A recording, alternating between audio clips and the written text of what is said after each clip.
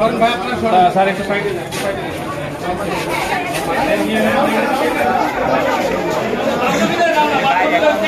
আসামি ভাই শুনতেছে এখন বক্তব্য দিকে নেওয়ার পরে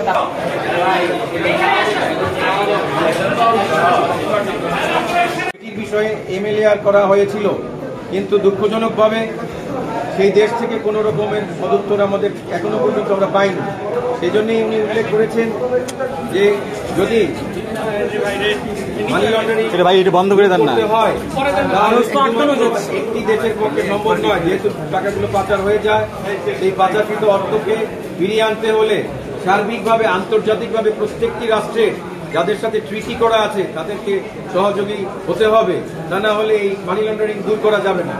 এই ছিল আজকে।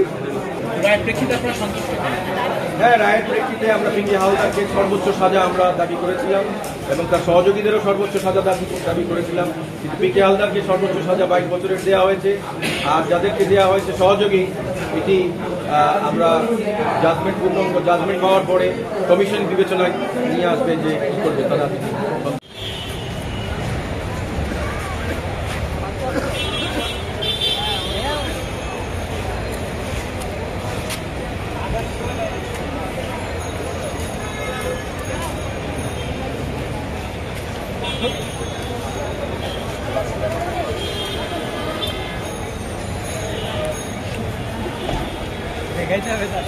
দেখছো